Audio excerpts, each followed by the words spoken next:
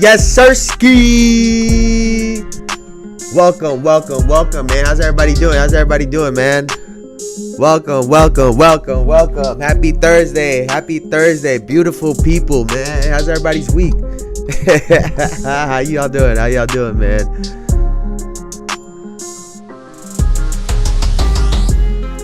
Let this.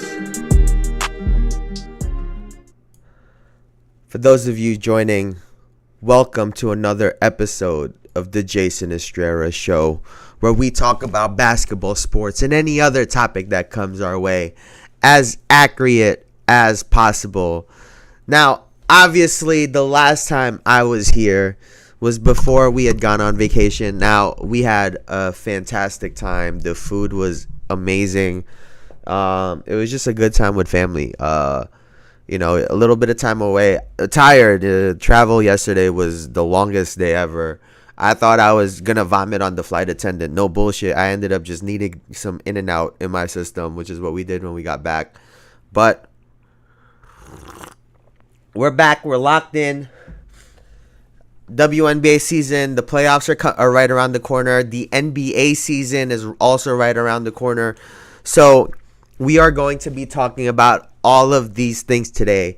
Now, what we got on the docket, if you've seen the title, is who's been the more impactful rookie?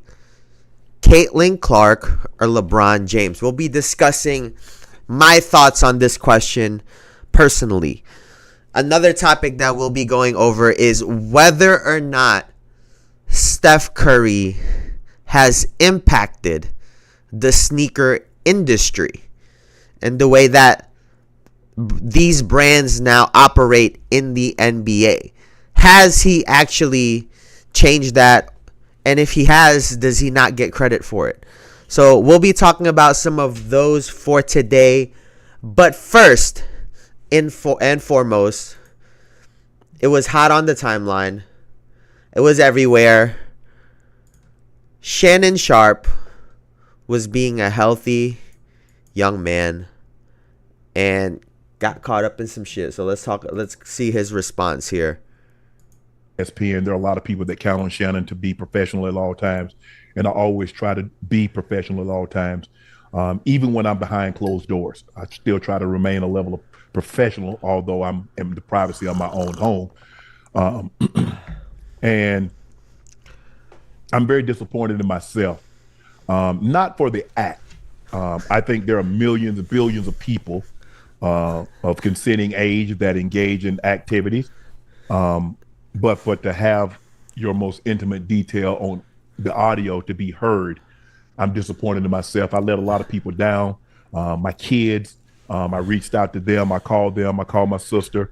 My friends reached out. But guys, this was not staged. Came in, I threw my phone on the bed, gazed in an activity. I did not know IG Live. I've never been on IG Live. I've never turned IG Live on. So I don't know how it works. And so all of a sudden, my other phone is going off and people are calling me FaceTime that I've never talked to a day in my life on FaceTime. And it didn't. I'm like, why are y'all calling me FaceTime? All right. And after a while, Jamie, Shannon, you on IG Live. I'm like, doing what? I'm like, what? They can hear. I'm like, so now, Ocho, I say ask for patience. He said they can hear. And now I'm starting to get agitated again because you called me and say I'm on IG Live when I know I didn't click myself on IG. Sounds like you were having sex. Man, my heart sank. It dropped. And man, obviously, it's crazy. I run my accounts, but Jordan being the good Samaritan, the good soldier that he is, Jordan the one that cut it off. Because hell, I didn't even know it was on. I called my agents, the agency. I called ESPN after I wasn't hacked. Tell them the truth. I said I just got to tell them the truth. My phone wasn't hacked. It wasn't a prank. It was me being a healthy, active male. I mean, y'all thought I was bull jiving. Hey, I'm gonna get it in. Real talk. Hey, Joe. See, I know, man. Like why? Like the like why he had to take it there?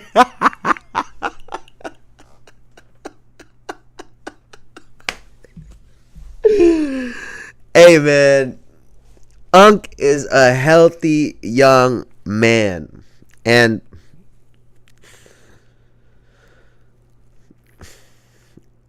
I saw some news going out that he had been fired from ESPN, and that was fake news. It's not true.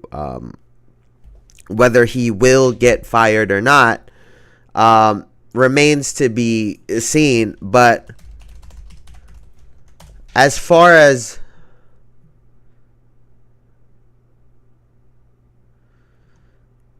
I mean, there's nothing. He, as of right now, has not been fired by ESPN. And he is obviously a massive personality in the sports world, right? He, at this point in his career, has kind of transcended football and is now in basketball and all these other sports, interacting with personalities outside of sports, right? Cat Williams being one of the most popular interviews of the last couple of years. And so, for this to happen, and for him to attack it head on and take responsibility, I got to give him credit for that, right? Because the idea of apologizing means that you did something wrong, right? But like he said, he was engaging in an act that millions of people, consenting adults, engage in, right? He can't apologize for that. He made a mistake. And I tried to go on IG Live. I tried to practice one. If you're on IG, I mean, I've butt dialed, like, it can happen, right? It's not out of the realm of possibility. It's a little difficult, but it can happen. And, you know, in the end, it is what it is, right? I think he's put himself in a lane where his content is edgy. It borders the line, right? Consistently. And his ability to do that will allow him to have a career outside of ESPN, I think. Right? So whether or not they part ways with him, we don't know. But I think he has created not just the platform that he's on, but people would want to work with Shannon Sharpe. So, I mean, nobody would want to be in that position, right? You're engaged in a very intimate and personal act. I don't know why anyone would want to be in that scandal, especially him at his age, right? So, and he has nothing to prove to anybody. At least I don't think so. I don't know who the fuck is questioning him. Like, what the fuck? But this has obviously been the talk of the town. Everybody's been talking about it. It was massive news yesterday. But yeah, like I said, I think it's just humans being humans. Like, literally, that's what I think it is. It's humans just being humans.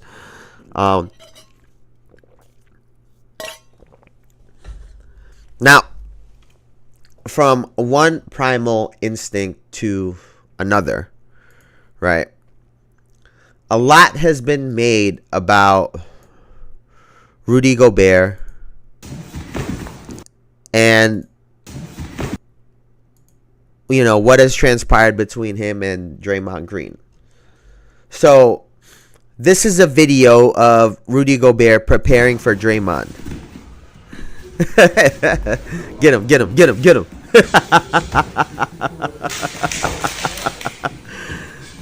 Oh, this is fucking comedy, bro.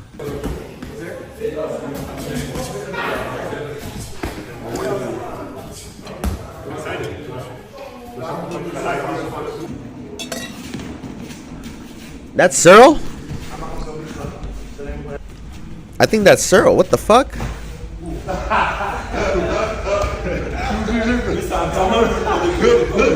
Mais il était obligé de te calmer. T'es archi offensif sur lui, il était obligé de te calmer. Il a fait oh. So if you guys don't know, that's Cyril Gane from he's MMA heavyweight in the UFC, and I guess Rudy has had enough of Shaq and Draymond and all these people talking shit about him, and he's instead of just fighting with his words on Twitter, he's gonna fight for real. So kudos to Rudy Gobert, man. Go stand up for yourself. Like I said before, he's in a spot where he has to defend himself, right? If he don't say anything, he's a bitch. If he says something, people will still call him a bitch. So he might as well be the person that stood up for himself if he's going to be called the same thing either way, right? So obviously we're just trolling. He's obviously just getting some training outside of basketball in. Footwork, timing, speed in combat sports is so crucial, and being able to time these things in the NBA, especially him as a big who's very physical, taking these contacts, being quick, the footwork that's involved. I think all of these things help. I'm sorry, I feel I feel a little stuffy right now, but moving on to, a lot has been made of Caitlin Clark, right? She has obviously been the talk of the WNBA and just sports in general. And this is what Jeff Teague had to say, regarding the Caitlin Clark hype. If Jimmer Fredette would have worked. Hell no. She was. That's how Jimmer Fredette was in college. Firestone tires are built for mastering the mud. All right, we gotta skip this Firestone shit. destination next. You go. That's exactly what we have in this situation. You gotta pick a side No, I'm not. because you can't be honest.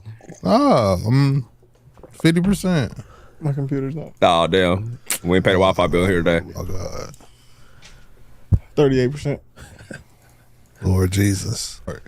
Kayla the dog about to push her to the give it all league, right? Gonna be She gonna be the most marketed player. In the league, 1000%. Yeah, like old girl from Liberty is very marketable, but she's not nowhere near the best. Cold, but it's good thing she got. From Dallas. Where's But don't look. Oh, she's about to be. NBA?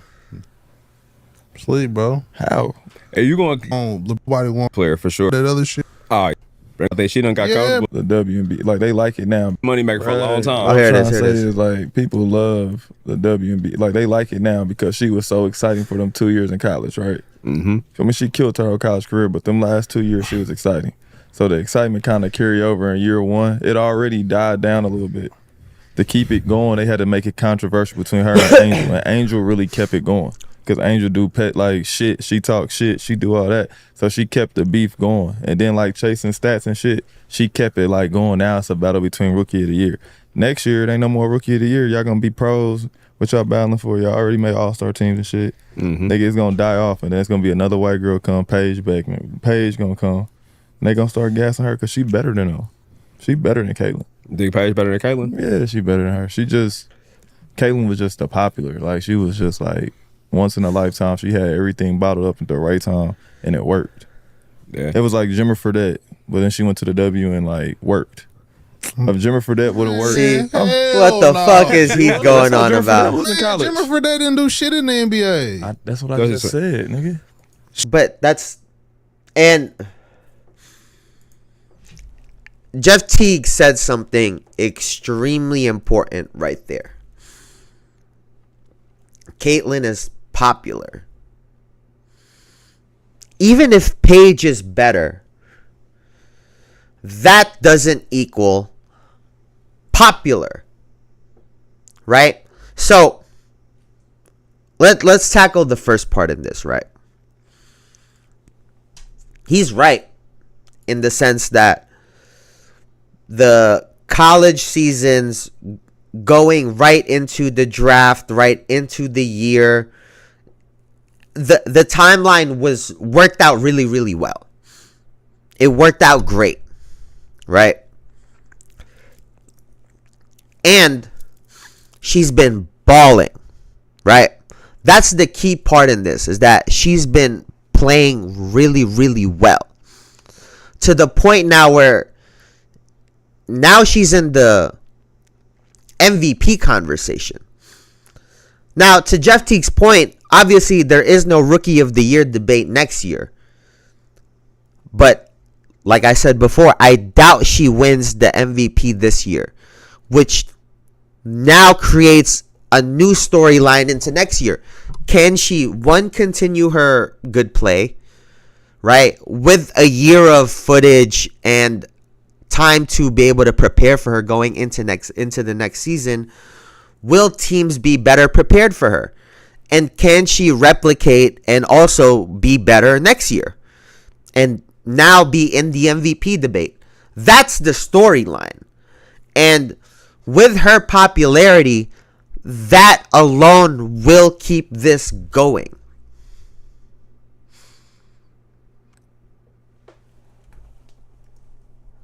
Now, to Jeff Teague's point, Paige, after the WNBA season ends, obviously the NBA season, but college is right around the corner as well.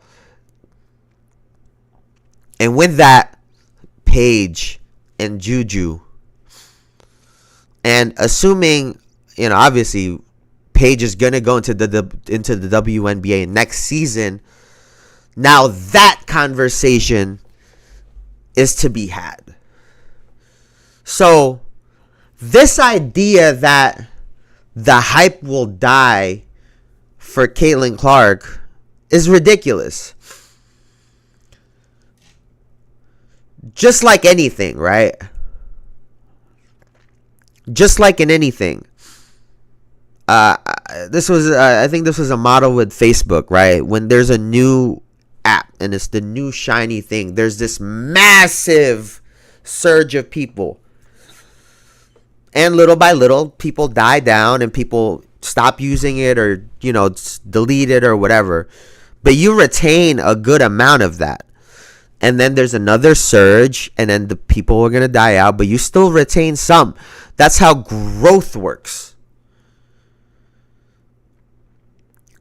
And there would be no growth if her game wasn't matching the popularity. But the reality that had to set in for everybody with Caitlin Clark is that her game does match the popularity. Her game does match the hype. It's not bullshit. It's not overrated. It's not overhyped. She's in an MVP conversation in her rookie season, doing numbers, setting records. So no, I disagree with Jeff Teague that the hype with Caitlin Clark is going to die down. I totally disagree because I personally think her play is going to get better. And with her popularity, they're obviously going... You know how everybody feels? She could do one little pass. It doesn't even have to be amazing. But because of her popularity, they're gonna expand it. They're going to overblow it. It's how it works. And because of that, there's going to be people that hate her and people that love her. And that constant battle is going to allow her popularity to keep going. And then you add to that, Paige is coming in next year. Cameron Brink coming back, right? That's going to be a storyline. Asia Wilson having the greatest individual season in WNBA history. Can she continue that? Can Caitlin start to catch up to that? These are going to be the storylines. To pretend as if all of these things just disappear is just stupid, because it's not going anywhere. And like I said, her game matches the hype, and that's probably the most important thing.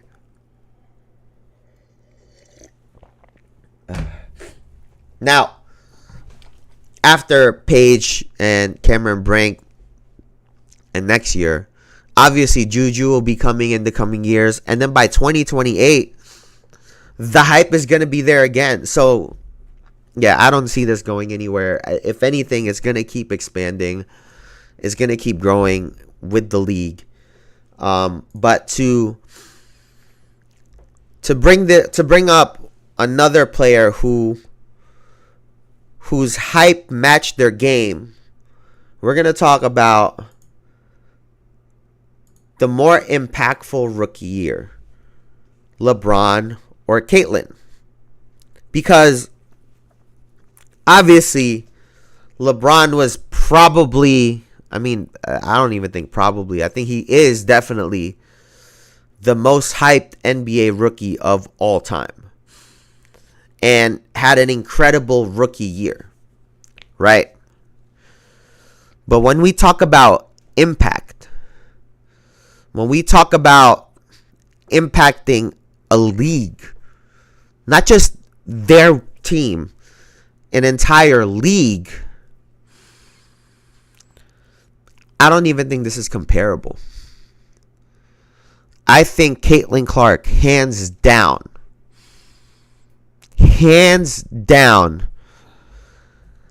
has had a more impactful rookie year than LeBron James, and I'll explain why.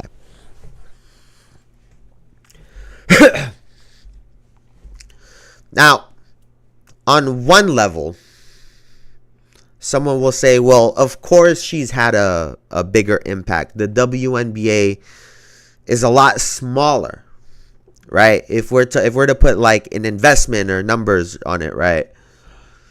The WNBA is a $100,000 company that grew to a $250,000 company when Caitlin Clark got in there. Just as an example. And LeBron James was already in a multi-million-dollar company that went from 20 million to 22 million.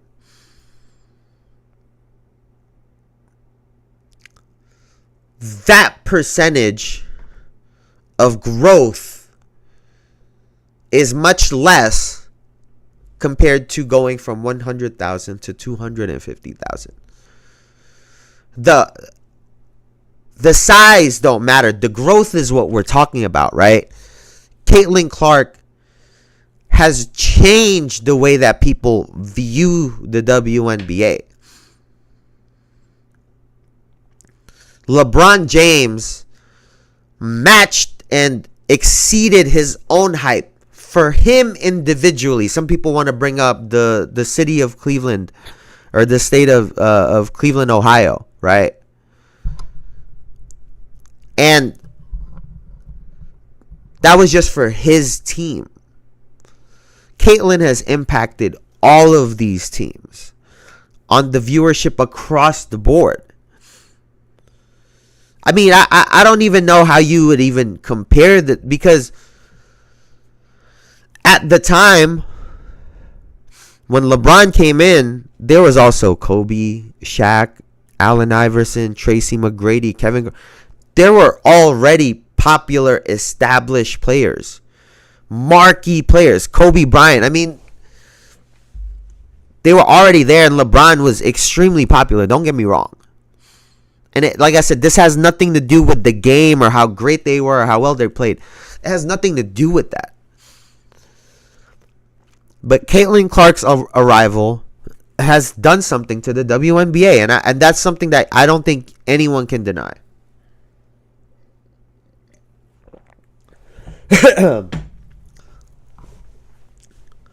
And ultimately, right, the money that Caitlyn will, that the money that this will generate will benefit. I mean, she's just one of the early beneficiaries of it, but it's going to benefit players much later on. Now, if you were to compare, this is their rookie season, right? If you were to say LeBron James' decision versus Caitlin Clark's rookie year, then we have a different conversation. because that decision that LeBron James made impacted the way the NBA does business and the way players do business. But like I said, we're talking about their rookie season. And so I think that's where the difference is, right? If we were to compare, like I said, the decision to this rookie campaign that Caitlin Clark has had, I think those two are probably more comparable, and that's probably where I would lean towards LeBron a little more heavily, because he literally changed the way business is conducted in the NBA and the way players negotiate their contracts moving forward. And so, yeah, but when it comes to rookie year, I don't think LeBron has had quite the impact that Caitlin Clark has had. But that's just my opinion. Let me know what y'all think, man. Let me know what y'all think. That's just my opinion on this particular topic. But moving right along. Now, speaking of, after talking on two players that have made a career, talking about LeBron James and Caitlin, who's starting her career passing the ball, right? Is 20 assists impactful? It and zipping it by, and I'm playing defense. Got you under control. That's still on you, though. No, it's not. It's on the guy that got backdoored. The guy who's guarding Jokic don't see the assist part of it. I don't see that 20 points in assist. So if I'm guarding you and you going to pick a roll, I fought over and got over it, right? And Kenya's posting up and you hedge and he spent on it through the lob. That ain't on me. That's on the big who is guarding him. Like, whoever, like, you know what I mean? So I can't see these points. You can have 0 points and got 20 assists. And to me, I stopped the fuck out you. You didn't score. Yeah. No, you didn't. Yeah, I did. 20, no, you didn't. 20 assists is fucking, that's 40 fucking points. That's a lot of, that's dominating the game. You didn't know you was going to get an assist, right? Like, I'm guarding you. You're trying to break me down one-on-one. No, I get it. And then someone came off a curl. You passed it. That dude hit a jumper. I don't see that. Yeah, because you went, I sat on this, you went to your in, now cross, I sat on that, boom, boom, boom, and you had to drop it off because I didn't set on everything, you get an assist, right? I locked you down. If we're talking about our matchup single-handedly, and I gave you 35 and you gave me 8 points, to me, you got dominated. No. But if he had 8 points and 15 assists and 12 rebounds, that's not dominating. Your rebound is your effort. What I'm saying is you're just collecting a bunch of stats to make it look like you played very well. For him. Don't do that. Yeah, so obviously, Gilbert Arenas has kind of made a career on thinking outside the box and having a unique perspective on a lot of basketball stuff and just having these different takes. Excuse me. And there's been a lot of occasions where I agree what he says. I can even see what he's trying to say here, but he is wrong.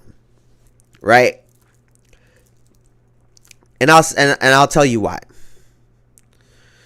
I even Kenyon agreed with him to an extent, right? Because yes, if someone is getting assists, the buckets aren't on you individually. Obviously, right? Like that's stating the fucking obvious, Gilbert, right? That's the fucking obvious. And to an extent, you are stopping that person. But what he fails to address, right? Because I think he was using Jason Kidd as an example there, or Steve Nash. If that person's goal is to get assists, and they keep getting assists on you, then you're doing a bad job. I get that assisting is a part of team defense, but if you're allowing the guy to do what he does when he came into the arena, you knew these are the things that he's going to do to try to get an assist. And as a team, you have to slow him down, starting with you. Then yes, you are getting your ass bust. It's not like you took a 30-point per game scorer and force them to have 12 assists and only have 8 points, where it's still a good game, but you did lock them up. Yeah, in that sense, I can understand where the numbers don't necessarily do the game justice.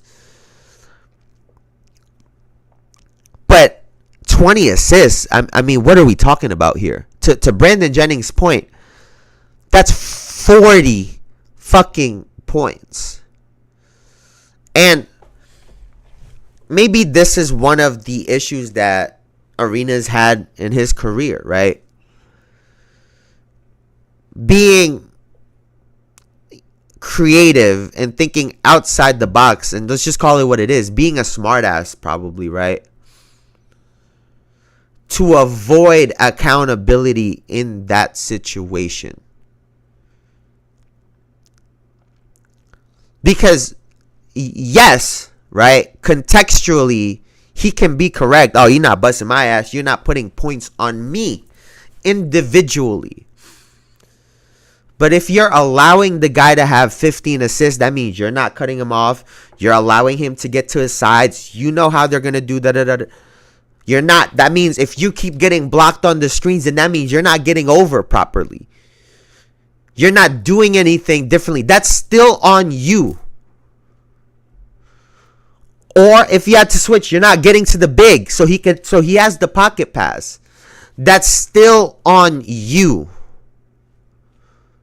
And that's the part that he's missing. Yes, it's a team thing. Obviously. But to take responsibility away and accountability away, I think is a part of the problem. And maybe that's a part of the issue that he's had throughout his career. Because to pretend as if 20 assists is not a form of dominating the game is ridiculous. It really is. It's ridiculous. And so,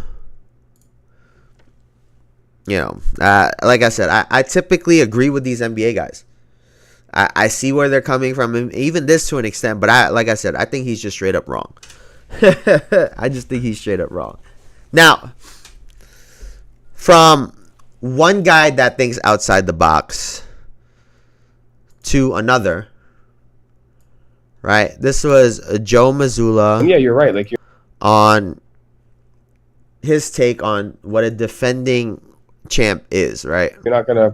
That's not the phrases we're gonna use, but at the end of the day, that's what people are gonna say is you're defending a quote unquote title. But I think the word defend is a very passive aggressive term, and you go back to the animal kingdom. Some of the strongest animals don't defend. They're the most aggressive. Oh my they God! The most. And so, whether you go, we've gone into a season not winning, and we've gone into a season winning. At the end of the day, your mindset can't change.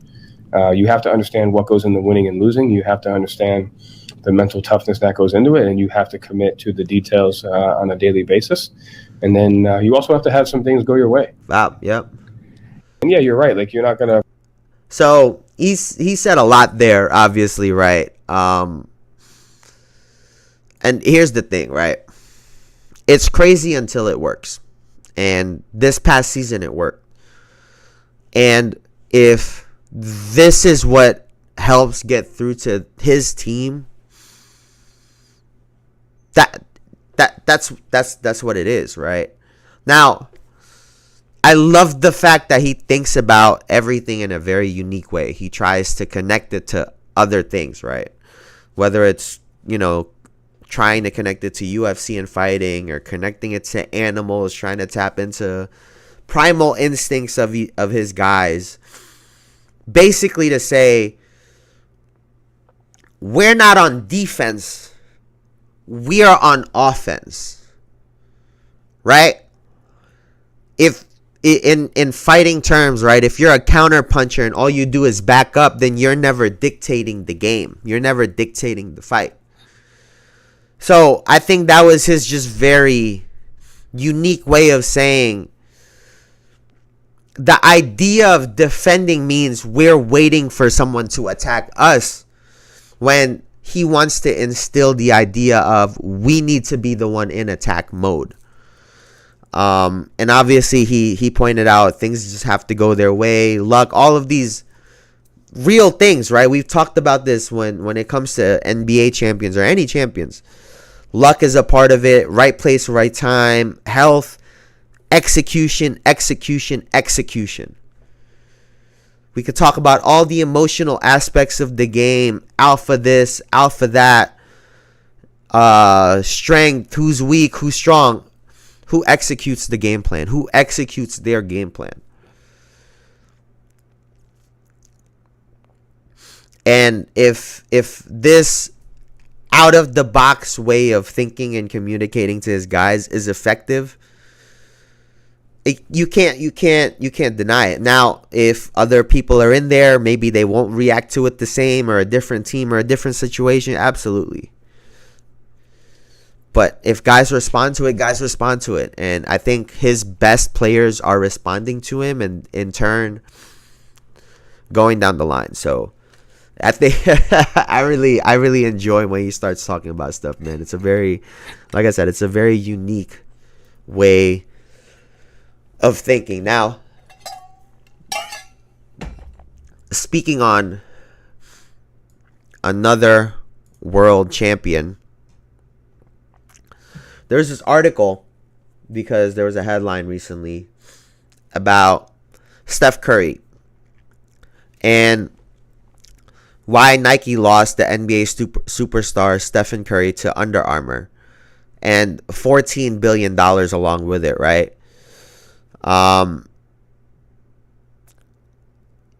Let me see. We've all underestimated employees or just people in general, but the cost surely wasn't as high as when Nike let Steph Curry slip through its fingers to land with Under Armour.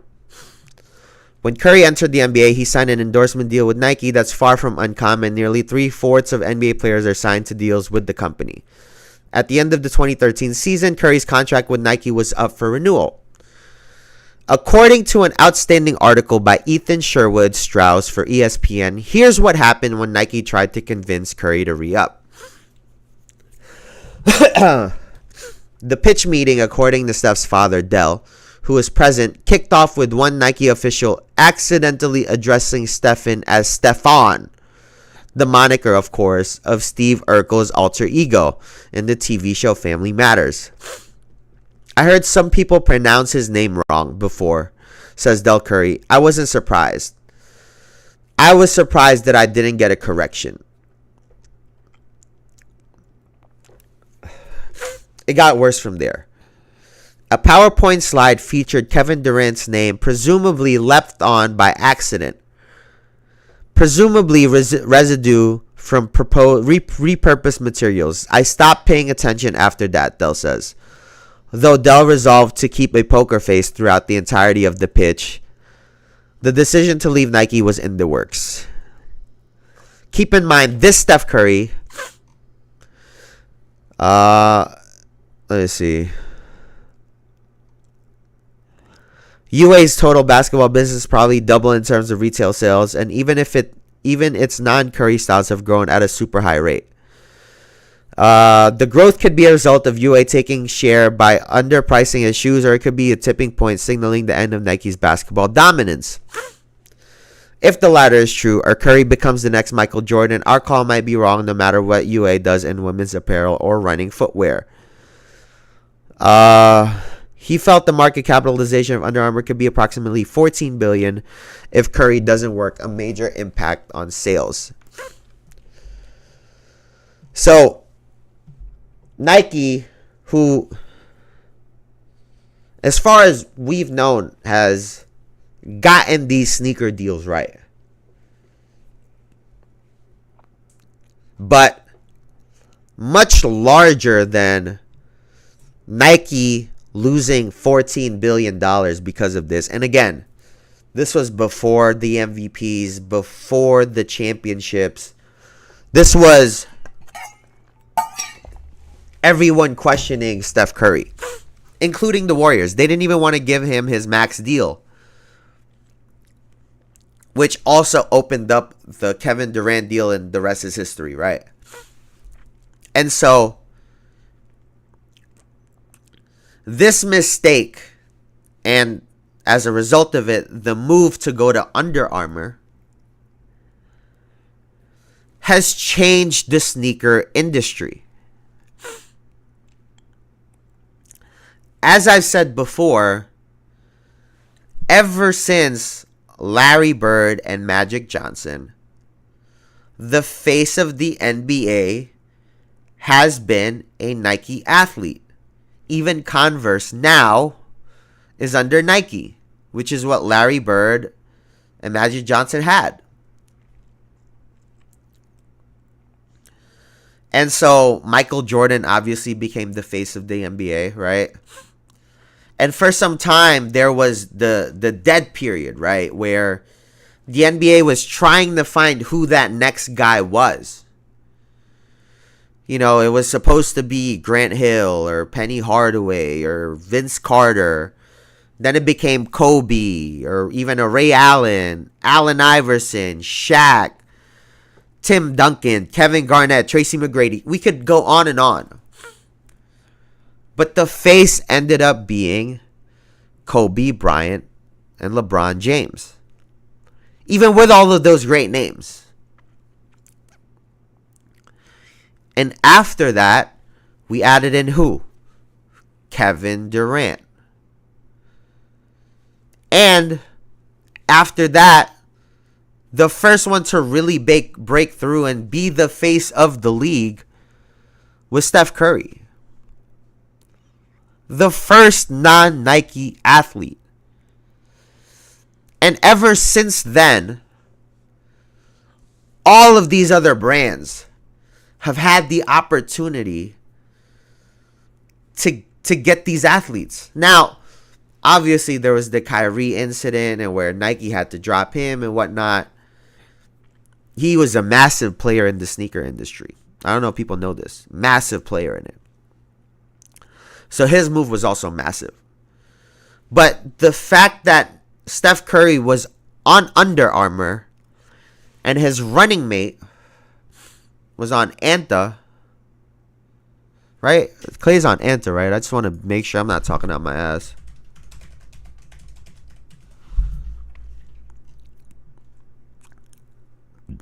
Oh, yeah, he is on Anta.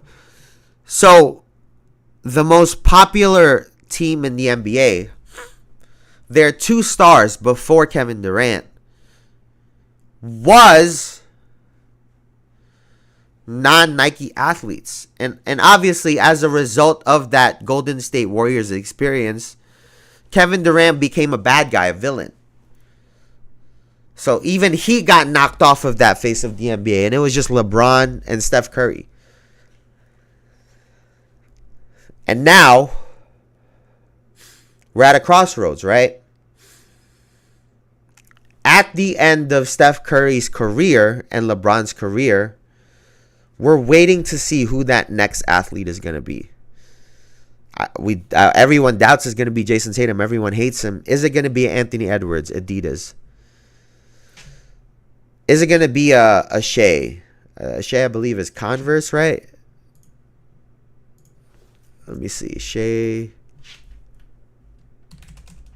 I believe he's Converse, which I guess is still Nike. Yeah, he's on Converse. But you know, Luka, Jordan, Zion, Jordan, John, Nike. But we have a crop of guys. LaMelo is super popular, non-Nike athlete, and so on and so forth. Right? New Balance is just got Cooper flag. Steph Curry. You know, we all talk about him expanding the game with the three-point shot. He's expanded the sneaker industry by rising to the top of the NBA in terms of popularity and stardom as a non-Nike athlete. And I think that impact needs to be spoken about a lot more. He opened the doors for these guys to look at these other brands. And when the money is close, sometimes the freedom to have creativity some people really value that, right? And having control of their product. So I think that's why we've seen some of these guys switch to these other brands. But from one sneaker, one massive player in the sneaker industry to another, Kyrie Irving has some. Oh shit! Let me know in the comments. What is this? What the fuck? Low skate shoes that are being designed over in China right now. Let's see. $70 price point. Making sure that it's a great lifestyle shoe you could pick up anytime, anywhere. To games, you see my shoelaces. I was wearing them all year. Had a chance to debut them a few times. They're only China exclusive right now, but you know me, I'm definitely pushing to get them to America. The U.S. Amphi team, we have something cooking up over here with these other skate shoes. And these are a little dirtied up, so don't mind them. Don't mind them, you guys. Let me know what you guys think. Screenshot it, design them, send them to some other sneakerheads, and really let me know what you guys think. The concept is really to go more high fashion lifestyle. So that was obviously, Kyrie debuting some of his newer Anta sneakers. And like I just said, having the ability to create beyond what Nike just kind of gives you. Kyrie has always been a massive sneaker person. When he was on Nike, he used to wear all the best Nikes. Yeezys, SBs. He used to wear everything. He's very tapped in with those things, right? Excuse me. He was one of the early people to all of these different collaborations with, off brands like the Bruce Lees, commemorating Kobe with that, SpongeBob, all these different things, right? And getting really creative. So kudos to Kyrie. Always gotta give him a shout out. Awesome dude, awesome product. One of the best sneakers out, to be honest. It's dope. I still gotta get my hands on a pair of those of his Anthas because they're great. But we'll move right along, and we're just gonna watch a little hoop right now. Speaking of hoopers, right? Kyrie being one of them. We saw some ones going on with KD, Naz Reid, and Elijah Arenas, right?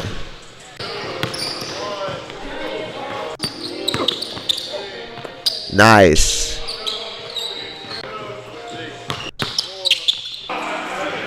I'll be honest, KD was cooking everybody.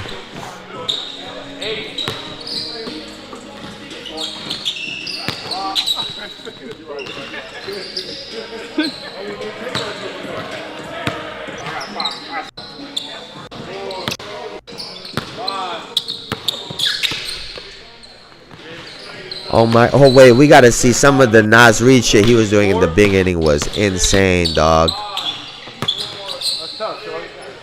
Oh my god. He was doing some crazy shit, bro.